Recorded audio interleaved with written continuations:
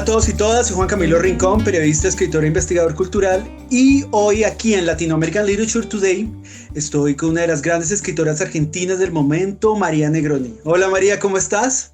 Hola Juan Camilo, ¿cómo va todo? Muy bien, aquí emocionado por tener esta charla contigo. María, ¿qué inquietudes, preguntas e intereses dan lugar a tu escritura? La escritura viene de un fondo muy profundo que en general desconocemos. O sea, uno no escribe sobre temas externos, o sea, puede ser que algo del mundo exterior te estimule o te impulse a escribir algo, pero en general la escritura es como una especie de ceguera, ¿no? Uno trabaja con lo que desconoce. La escritura es como una manera de conocimiento también, es una exploración.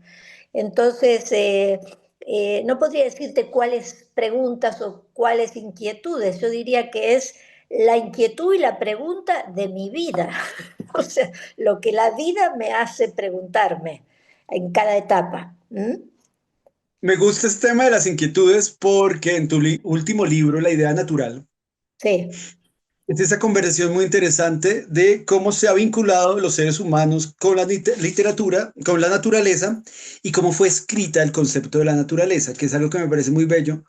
Y eso nos lleva siempre a que cuando te leemos y leemos la idea natural, hay un recorrido muy bello de hacernos cómo nos respondemos en las diferentes épocas de la historia, Ujú. las preguntas que generan de dónde venimos, ¿no? Y como las tres preguntas esenciales al respecto.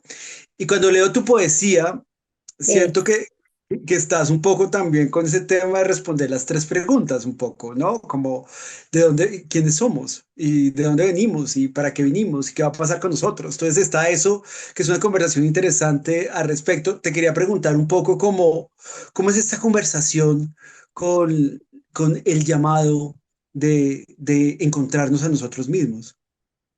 Bueno, eso es algo que está dentro de todos los seres humanos, Juan Camilo, todos lo tenemos.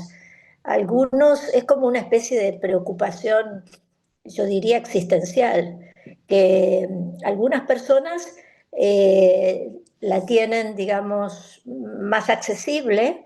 Yo creo que uno se da cuenta cuando los niños están creciendo, ¿no? Que hay algunos que tienen una capacidad de introspección mayor, que se hacen preguntas raras para el común de la gente, ¿no? Porque no son raras. Por eso los seres humanos responden a las creaciones del arte, porque de alguna manera encuentran ahí un espacio para cosas que ni siquiera se han preguntado de una manera explícita, pero que el arte viene a recordarles, viene a compartir con ellos, viene a impulsar también a que crezcan en un sentido humano, ¿no? Que profundicen esas preguntas también. Y me parece muy bonito eso porque pienso el corazón del daño en tu libro. Veo que también hay ese tema de que la poesía tiene esa capacidad de responder esas preguntas que científicamente no somos capaces de responder, ¿no? Como que la poesía es una forma de generar esa conversación tan interesante. Pero tú logras como esa conexión de entendernos a nosotros de por qué es importante seguir jugando. ¿Por qué tienes tanta conexión con el tema de la poesía? Porque la poesía siempre está conectada, incluso en los ensayos, como en una idea natural. Mm. Bueno, a ver, primero haría una puntualización ahí, que no es que la poesía tenga respuestas, la poesía no tiene respuestas tampoco, las respuestas no existen, pero lo que sí tiene la poesía, porque justamente es el género literario, para llamarlo de alguna manera, que tiene mayor conciencia del instrumento que usamos los escritores, que es el lenguaje. Desconfía de las palabras, es cautelosa con las palabras, se pelea con las palabras, sí, a veces las teme. Entonces la relación que tiene la poesía con el lenguaje es una relación compleja, pero que a la vez, como va abriendo cuñas, va abriendo como espacios, te diría que no han sido atravesados todavía, no han sido explorados. Entonces, la poesía permite ir más lejos en las preguntas. No es que trae respuestas no hay, ¿eh?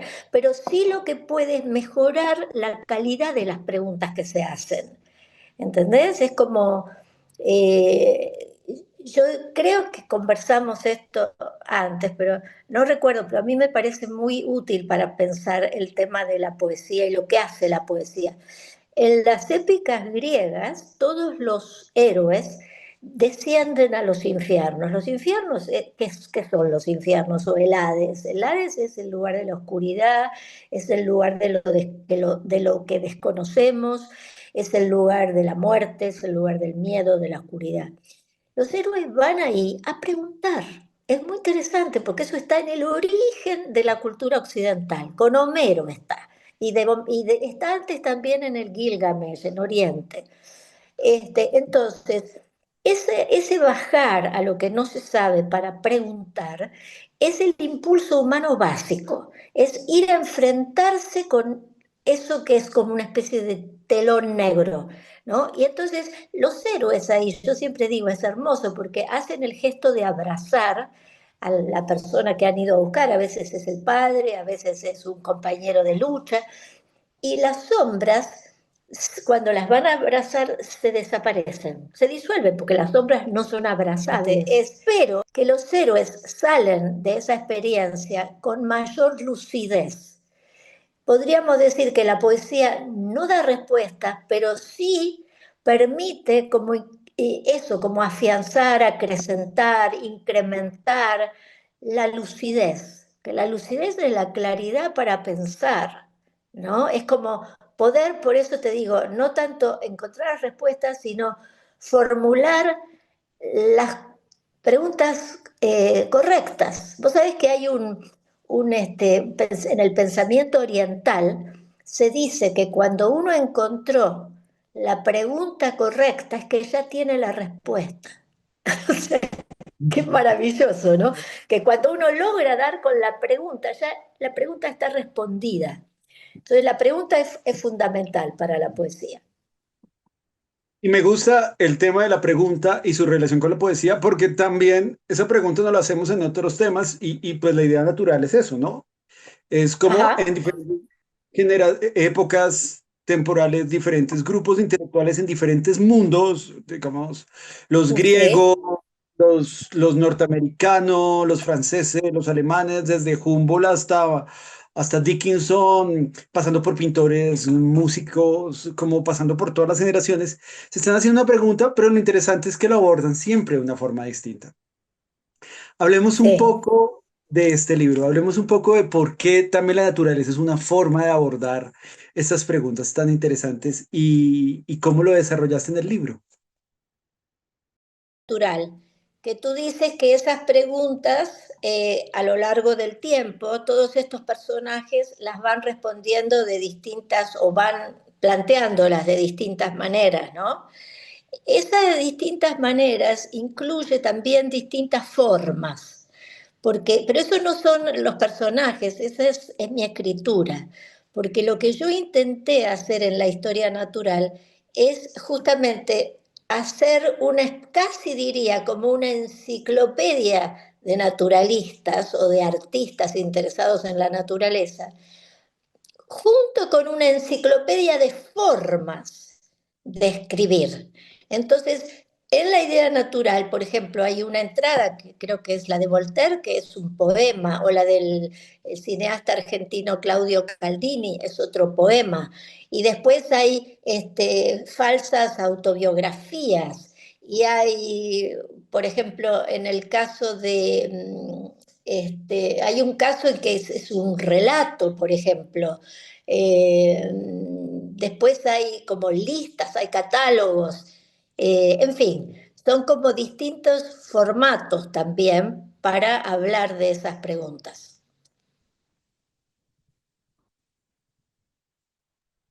Y pero me parece muy bonito y hay alguien especialmente que quería hablar contigo, además porque es un personaje que sale en otros libros, que es alguien que amas mucho, que es Emily Dickinson. Ajá. Y me parece muy bonito porque al leer el análisis me hiciste pensar en el jardín, que es algo muy, muy bonito, que es como ese tema de tratar de domesticar la naturaleza, Ujú. de que la podamos tratar de encerrar, digamos, todos los que amamos las matas y las escondemos en la casa y las guardamos, tenemos esa necesidad de traer un Sí, poco de naturaleza a nuestras vidas. sí. Pero quería que habláramos un poco de esa relación tan bonita que viene de otros libros con Ujú. Emily Dickinson y María Negroni. Bueno, a ver, es muy interesante porque Emily Dickinson es contemporánea de otro personaje que está en el libro que es Thoreau.